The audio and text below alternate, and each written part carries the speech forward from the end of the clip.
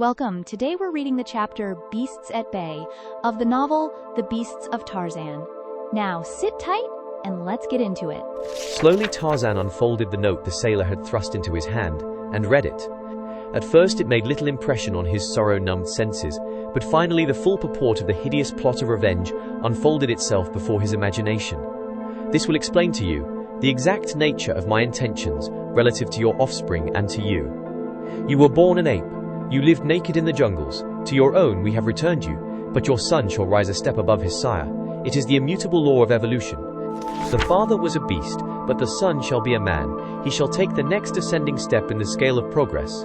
He shall be no naked beast of the jungle, but shall wear a loincloth and copper anklets, and perchance a ring in his nose, for he is to be reared by men, a tribe of savage cannibals.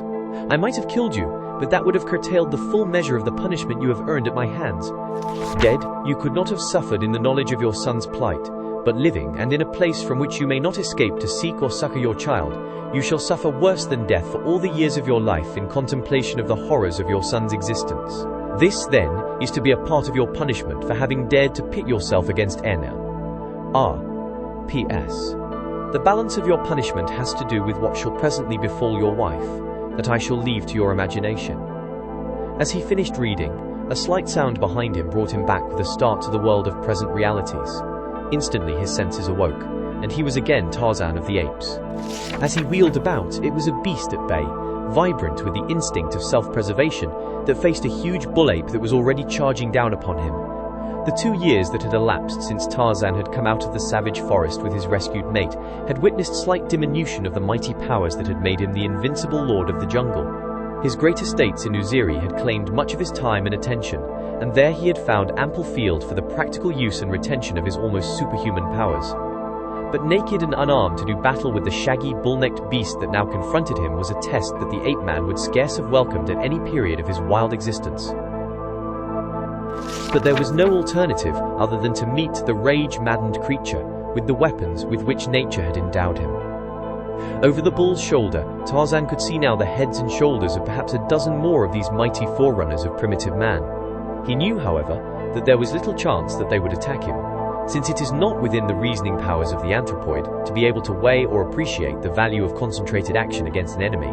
Otherwise, they would long since have become the dominant creatures of their haunts. So tremendous a power of destruction lies in their mighty thews and savage fangs.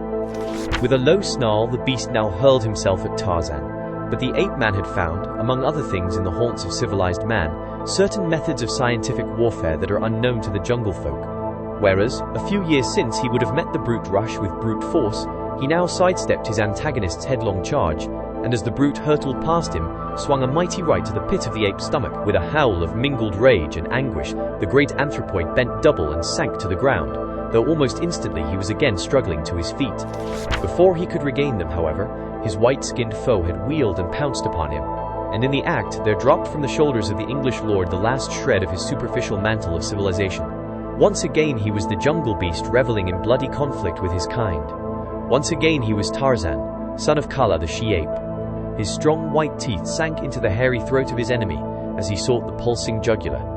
Powerful fingers held the mighty fangs from his own flesh, or clenched and beat with the power of a steam hammer upon the snarling, foam-flecked face of his adversary.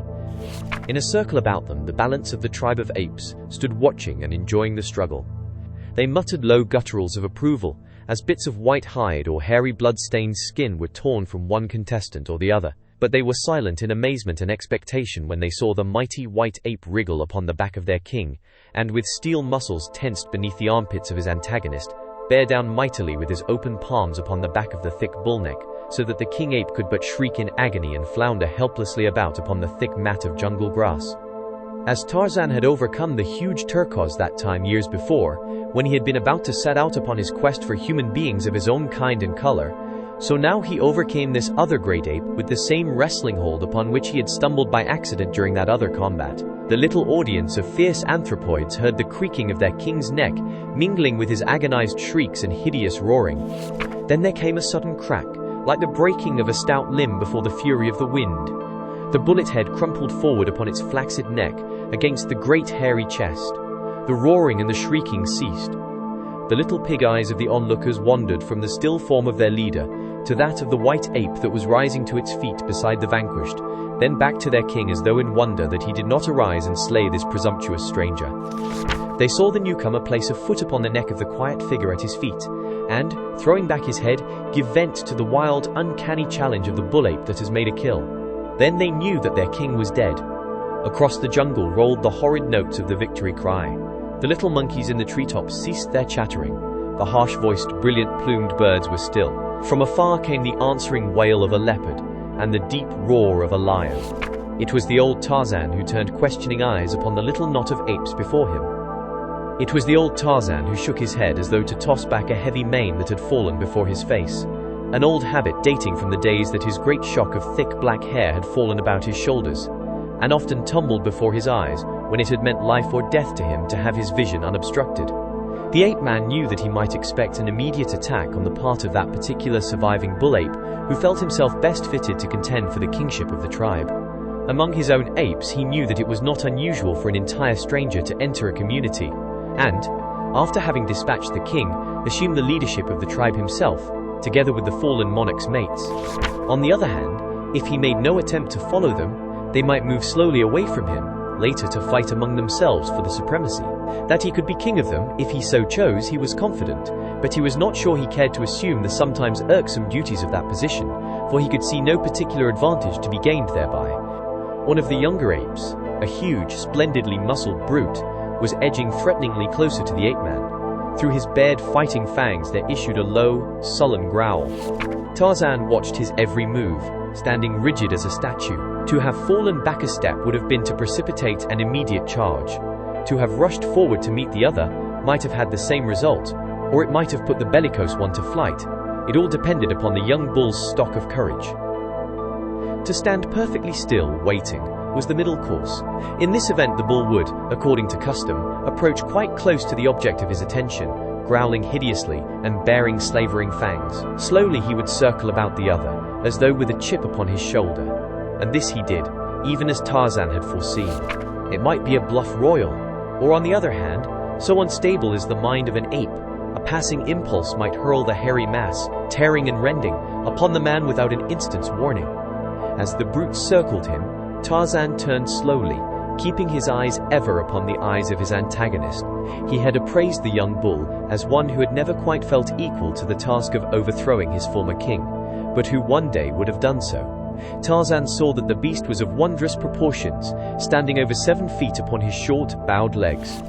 His great, hairy arms reached almost to the ground even when he stood erect, and his fighting fangs, now quite close to Tarzan's face, were exceptionally long and sharp. Like the others of his tribe, he differed in several minor essentials from the apes of Tarzan's boyhood. At first, the ape-man had experienced a thrill of hope at sight of the shaggy bodies of the anthropoids, a hope that by some strange freak of fate he had been again returned to his own tribe, but a closer inspection had convinced him that these were another species. As the threatening bull continued his stiff and jerky circling of the ape-man, much after the manner that you have noted among dogs when a strange canine comes among them, it occurred to Tarzan to discover if the language of his own tribe was identical with that of this other family, and so he addressed the brute in the language of the tribe of Kerchak. "Who are you?" he asked. "Who threatens Tarzan of the apes?" The hairy brute looked his surprise. "I am a coot," replied the other in the same simple primal tongue, which is so low in the scale of spoken languages that, as Tarzan had surmised, it was identical with that of the tribe in which the first 20 years of his life had been spent. "I am a coot," said the ape. "Molak is dead.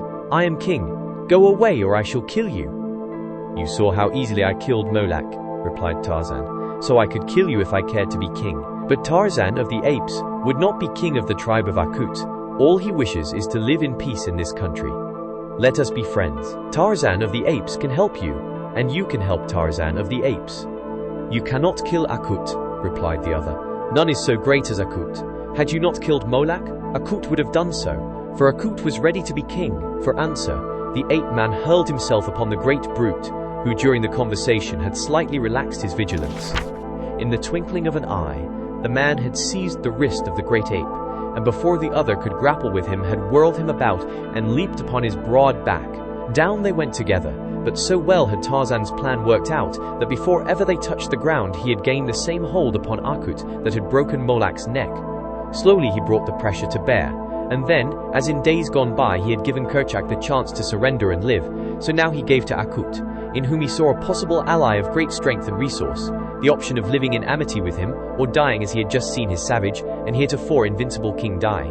Kagoda? Whispered Tarzan to the ape beneath him. It was the same question that he had whispered to Kerchak, and in the language of the apes it means broadly, "Do you surrender?" Akut thought of the creaking sound he had heard just before Molak's thick neck had snapped, and he shuddered. He hated to give up the kingship though, so again he struggled to free himself. But a sudden torturing pressure upon his vertebra brought an agonized Kagoda from his lips. Tarzan relaxed his grip a trifle. "You may still be king, Akut," he said. "Tarzan told you that he did not wish to be king. If any question your right, Tarzan of the apes will help you in your battles." The ape man rose, and Akut came slowly to his feet.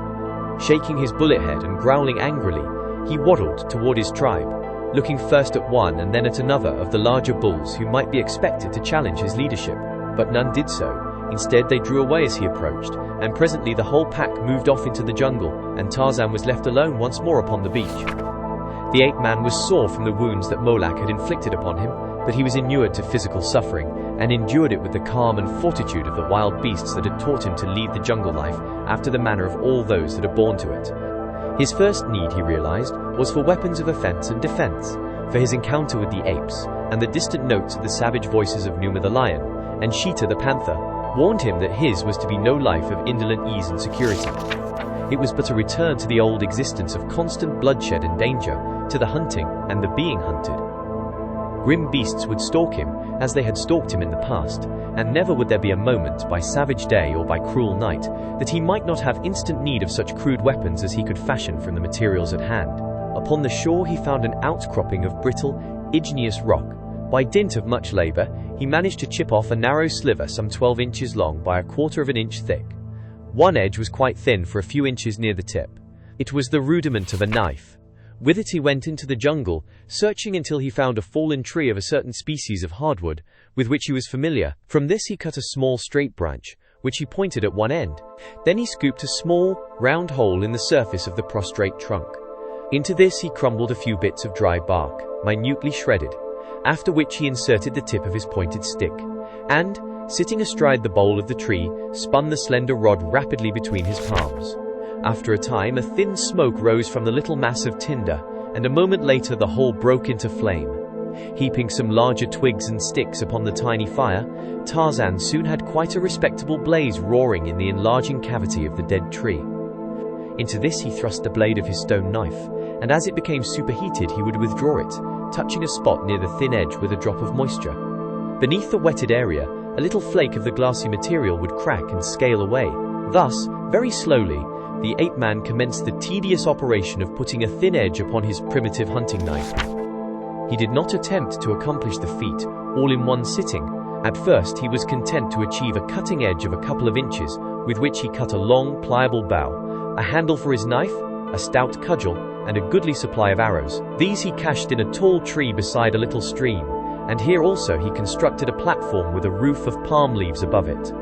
When all these things had been finished, it was growing dusk, and Tarzan felt a strong desire to eat. He had noted during the brief incursion he had made into the forest that a short distance upstream from his tree there was a much-used watering place where, from the trampled mud of either bank, it was evident beasts of all sorts and in great numbers came to drink. To this spot the hungry ape man made his silent way. Through the upper terrace of the treetops he swung with the grace and ease of a monkey. But for the heavy burden upon his heart, he would have been happy in this return to the old free life of his boyhood.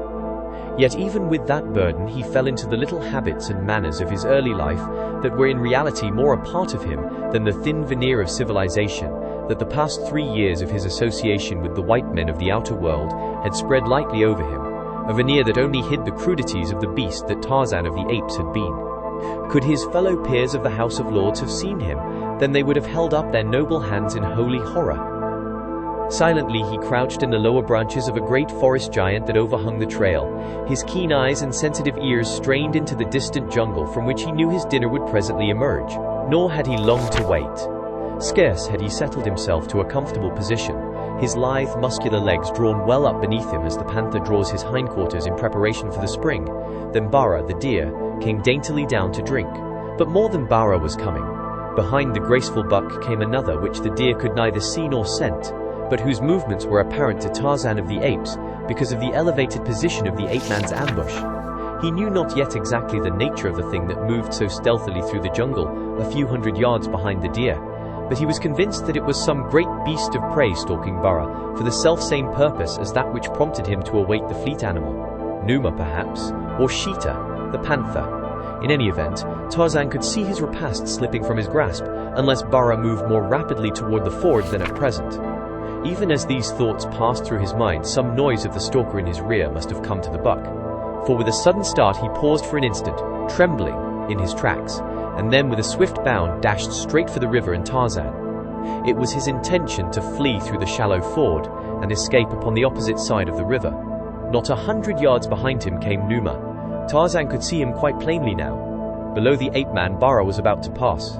Could he do it? But even as he asked himself the question, the hungry man launched himself from his perch, full upon the back of the startled buck. In another instant, Numa would be upon them both, so if the ape-man were to dine that night, or ever again, he must act quickly.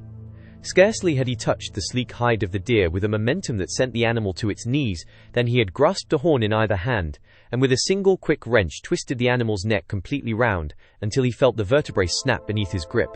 The lion was roaring in rage close behind him as he swung the deer across his shoulder, and, grasping a foreleg between his strong teeth, leaped for the nearest of the lower branches that swung above his head. With both hands he grasped the limb, and, at the instant that Numa sprang, drew himself and his prey out of reach of the animal's cruel talons. There was a thud below him as the baffled cat fell back to earth, and then Tarzan of the Apes, drawing his dinner farther up to the safety of a higher limb, looked down with grinning face into the gleaming yellow eyes of the other wild beast that glared up at him from beneath, and with taunting insults flaunted the tender carcass of his kill in the face of him whom he had cheated of it. With his crude stone knife he cut a juicy steak from the hindquarters, and while the great lion paced growling back and forth below him, Lord Greystoke filled his savage belly, nor ever in the choicest of his exclusive London clubs had a meal tasted more palatable. The warm blood of his kill smeared his hands and face, and filled his nostrils with the scent that the savage carnivora loved best. And when he had finished, he left the balance of the carcass in a high fork of the tree where he had dined, and with Numa trailing below him, still keen for revenge, he made his way back to his treetop shelter, where he slept until the sun was high the following morning. Did you enjoy today's chapter of The Beasts of Tarzan? Why not subscribe and ring the bell?